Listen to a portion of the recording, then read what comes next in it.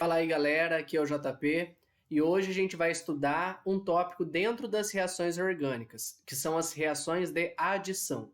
Essa é a primeira parte, vamos entender um pouquinho dos conceitos básicos para entender esse tipo de reação e ver alguns tipos de reação de adição, ok? Bom, como a gente já viu na nossa introdução às reações orgânicas, uma reação de adição é aquela em que eu vou ter uma cadeia carbônica e eu vou adicionar alguma coisa à minha cadeia, formando um único produto no final, ok? Bom, vamos definir um pouquinho melhor agora, de maneira mais precisa, para entender todo esse processo. Uma reação de adição, em geral, vai envolver a quebra de ligações π. Lembrando que uma ligação π está presente em insaturações. Então, compostos que tiverem ligações duplas ou ligações triplas, lembrando que numa ligação dupla eu tenho uma ligação π, numa ligação tripla eu tenho duas ligações π, ok? Eu vou ter justamente a quebra dessas ligações π para a formação de novas ligações do tipo sigma, ok? Essa é uma reação de adição, quebra ligações π. Por quebrar ligações π, vai ocorrer o que a gente chama de cisão heterolítica. Lembrando que na cisão heterolítica, há a formação de íons, então eu vou ter uma parte positiva e uma parte negativa. Por quê? Quando eu quebrar minha ligação, um dos átomos vai ficar com os dois pares de elétron daquela antiga ligação covalente, ok? As reações que a gente vai estudar aqui são do tipo adição eletrofílica. Então, eu vou começar adicionando um eletrófilo à minha cadeia carbônica, ok?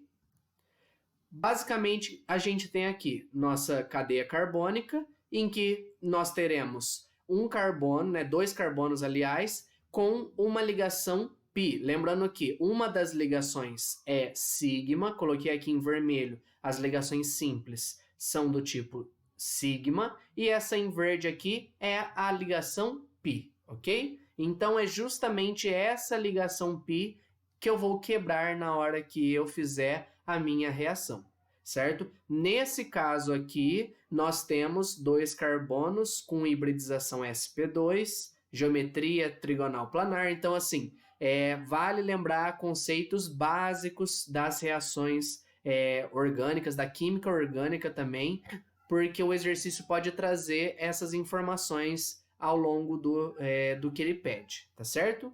Então, eu vou ter justamente essa parte e eu tenho aqui uma molécula que eu vou adicionar à minha cadeia carbônica. Nessa molécula, nós temos aqui o eletrófilo, que vai ter uma carga parcial positiva, e o nucleófilo, que tem uma carga parcial negativa. Isso antes de quebrar a ligação, ok? Justamente tem essa carga parcial negativa porque o nucleófilo, em geral, é mais eletronegativo.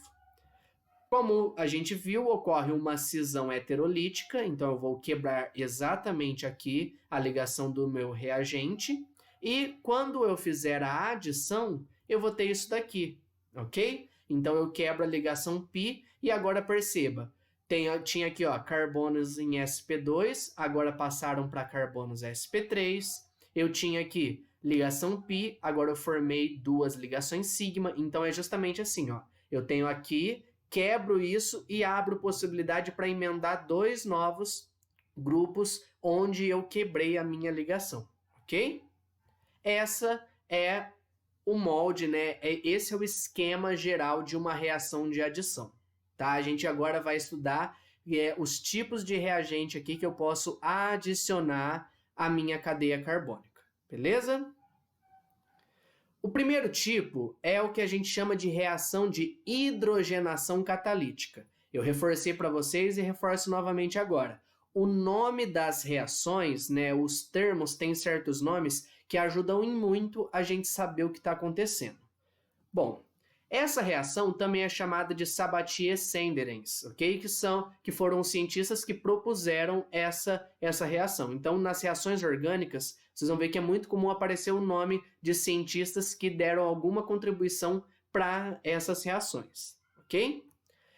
Para poder fazer essa reação com o gás hidrogênio, com o H2, eu preciso de pressão e temperatura elevados e também eu preciso de catalisadores.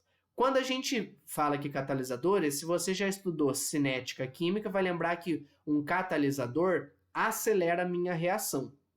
Só que lembrando que ele não é consumido e nem formado. Então, tudo que eu tinha de catalisador no começo, eu vou ter no final da minha reação, porque ele é reciclado, ok? E para cada reação que a gente tem, a gente vai precisar de um certo tipo de catalisador. Então, assim, não se preocupe tanto com isso, porque realmente é um conhecimento bem específico de reação para reação. No caso dessa reação aqui, os catalisadores que a gente vai usar são ou níquel, ou platina, ou paládio, ok? 3 metais aqui.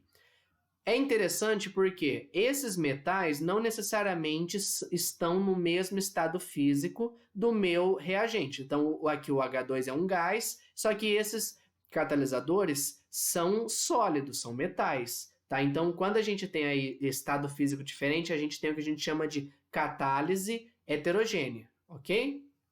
Vamos ver aqui alguns exemplos de hidrogenação catalítica, em que eu vou adicionar H2 à minha cadeia.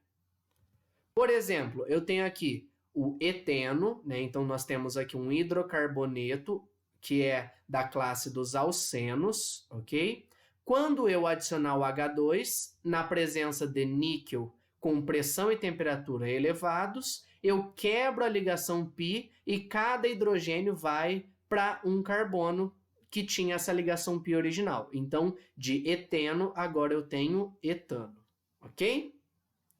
Também, por exemplo, nós temos aqui agora um alcino, ok? Nesse caso, nós temos o etino, também chamado de acetileno, que quando eu adiciono o H2, eu quebro uma das ligações π e formo aqui agora um alceno. Perceba que nesse caso eu usei o paládio em pressão e temperatura altos. Se eu sigo com essa reação, novamente adicionando mais um mol de gás hidrogênio, eu chego no meu etano aqui, tá? Então, o que é interessante? Qual que é a diferença desses catalisadores?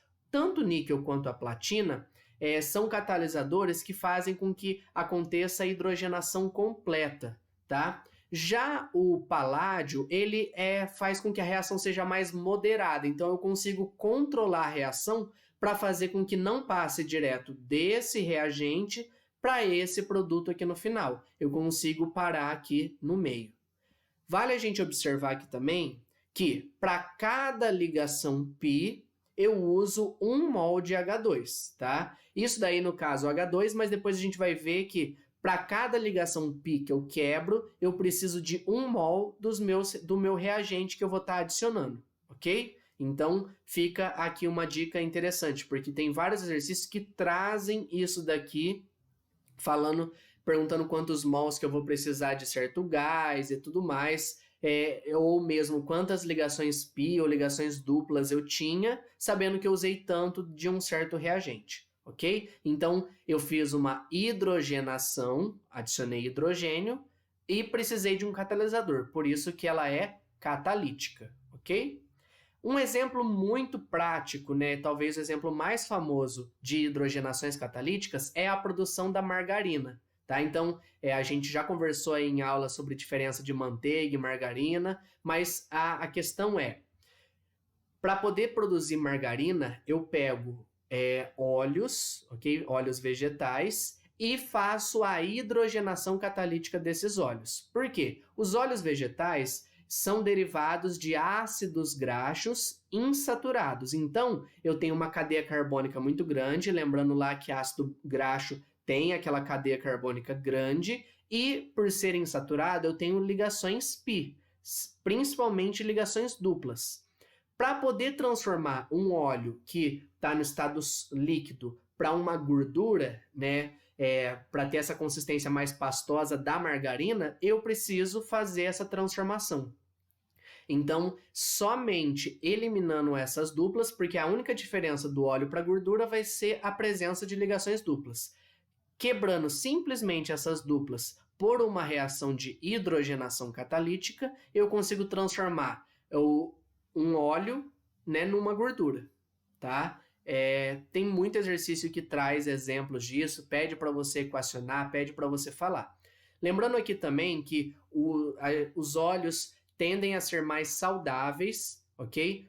O que a gente chama de gordura insaturada. Por quê? Porque a ligação π torna a cadeia mais reativa. Então, eu consigo atacar essa cadeia carbônica em mais regiões, ok? Ao contrário de, por exemplo, uma cadeia saturada, como essa daqui, em que eu não consigo atacar para quebrar a ligação π. A gente viu também que ligação π é mais fácil de ser quebrada do que uma ligação sigma. Então, por isso que eu quebro a ligação π e não aqui a ligação sigma, ok? Esse foi o primeiro tipo de reação, hidrogenação catalítica. Vamos agora para o próximo tipo. Reação de halogenação. Então, eu vou fazer a adição de X2. Mas o que é esse X2? Eu vou adicionar agora um halogênio. Lembrando que a família dos halogênios é a família 7A da tabela periódica, e nós temos como os halogênios que a gente usa aqui, flúor, cloro, bromo e iodo. Temos também na família o astato, mas não é tão usado, ok? Para guardar a família dos halogênios, fica claro que a Brahma imita a Antártica. Vamos lembrar aí dessa frasezinha muito prática. Nesse caso, eu não vou precisar de catalisador, ok? Só que é interessante porque, dependendo do halogênio que eu uso, eu tenho uma reatividade diferente. No caso aqui dos halogênios, a gente percebe que o cloro é mais reativo que o bromo, que é mais reativo que o iodo, ok? Por que eu não coloquei o flúor aqui? O flúor seria mais reativo ainda, então é flúor, cloro, bromo e iodo.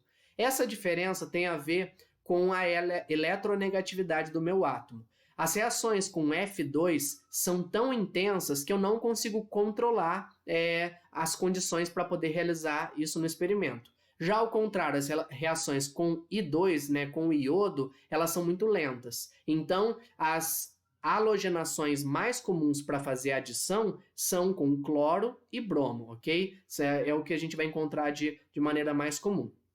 Lembrando também aqui que quando eu falo de Cl2, aqui eu estou falando de gás cloro, então ele é um gás à temperatura ambiente. Br2 é um líquido à temperatura ambiente, bromo.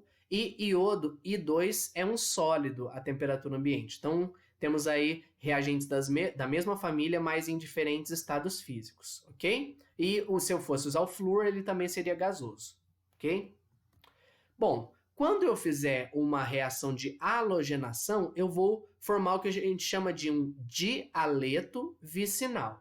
Vamos ver a estrutura e fica melhor para a gente entender esse conceito aqui. Olha só, eu tenho aqui um hidrocarboneto, é uma ligação dupla. Não precisaria ser necessariamente um hidrocarboneto. Poderia ser um composto com uma cadeia enorme e tal, mas numa certa região dessa cadeia, digamos que eu tirei um pedacinho dessa cadeia, dei foco nesse pedacinho, e nesse pedaço eu tenho uma ligação dupla. Vou fazer a adição do meu halogênio, ok? Então aqui usei X porque pode ser qualquer um desses. O que eu percebo? Eu quebro a ligação π e aqui eu vou adicionar em um dos carbonos X e no outro carbono X também, ok? Lembrando que X é o meu halogênio, tá? Então, agora, se a gente olhar aqui, ó, antes eu tinha um hidrocarboneto, agora eu tenho um composto da função aleto orgânico. Só que como eu tenho dois halogênios, é um dialeto. E por que vicinal? Porque eles são vizinhos. Então, eu tenho aqui um dialeto em que os aletos estão um ao lado do outro. Esse é um dialeto vicinal que a gente fala, tá certo? Essa reação tem uma aplicação muito interessante na indústria, ou mesmo em testes de laboratório para a gente. O que é esse teste? Né? O que a gente chama teste de insaturações com água de bromo. Vamos entender. Eu vou conseguir, com esse teste, identificar se o meu composto tem insaturações ou não, ok? De que forma? Bom, a gente vai usar bromo líquido dissolvido em tetracloreto de carbono. Isso daqui é um solvente apolar e por isso que eu dissolvo o bromo nele. O bromo também é apolar. Não daria muito certo usar bromo líquido dissolvido em água, já que o bromo é apolar e a água é polar, ok? Então, eu pego ele e dissolvo ele num solvente orgânico, né? Num solvente apolar, tá aqui. É interessante porque essa água de bromo aqui, né, o tetracloreto de carbono, ele, em geral, é incolor.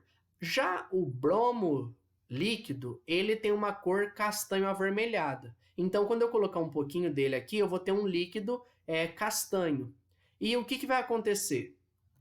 Se na minha cadeia eu tiver insaturações, por exemplo, nesse caso, quando eu pingar essa água de bromo, eu vou perceber que vai sair da cor castanho e vai para a cor incolor.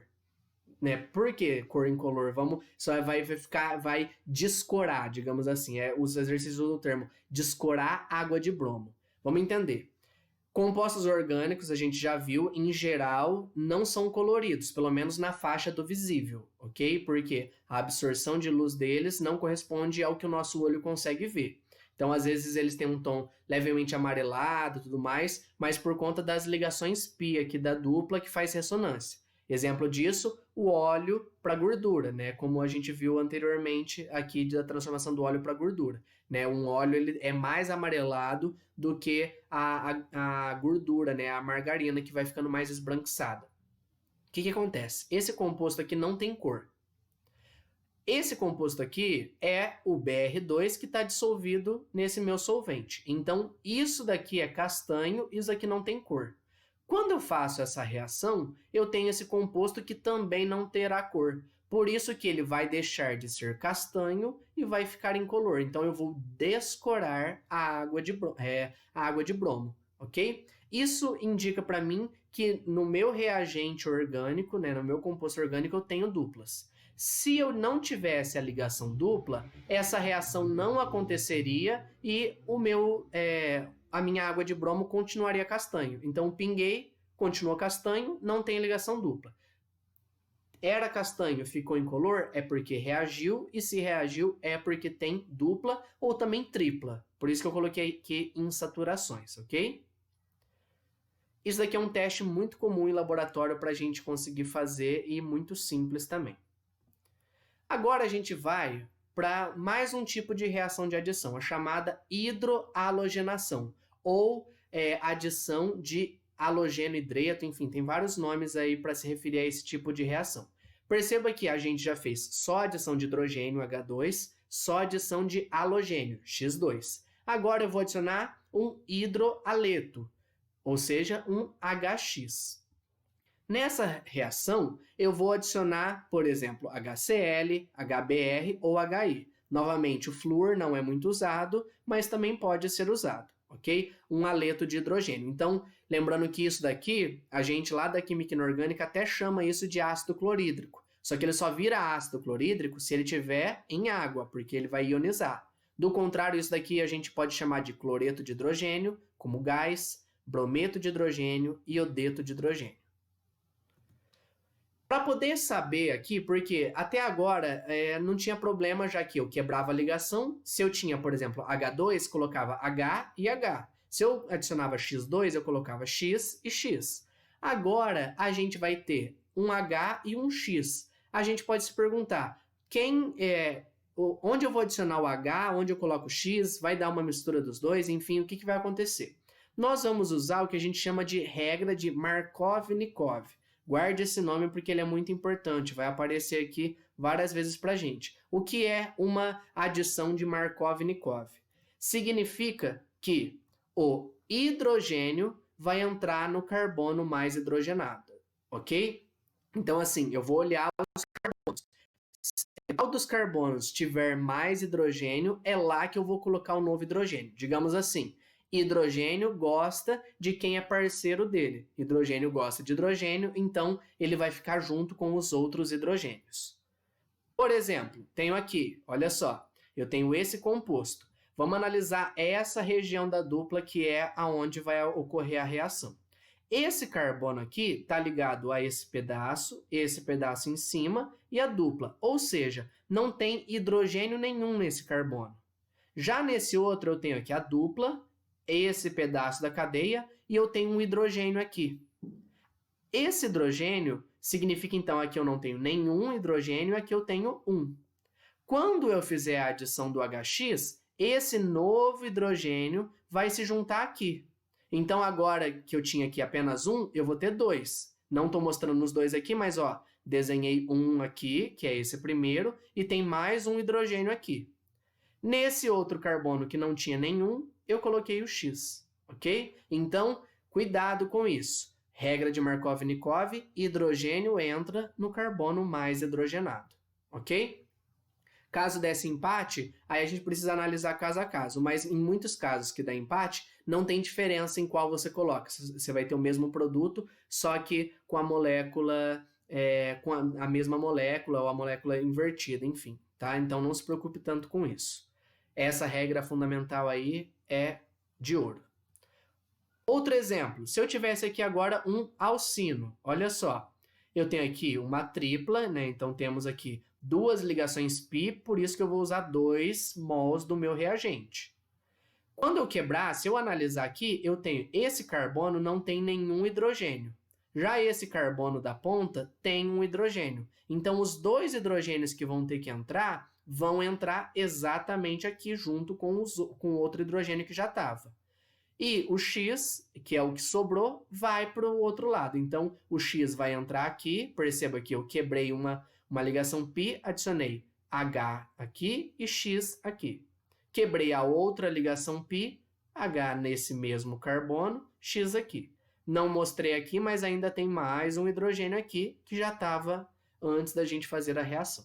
Ok? Então, essa é a regra de Markov-Nikov. Ela é a regra que a gente segue normalmente, é a nossa regra oficial.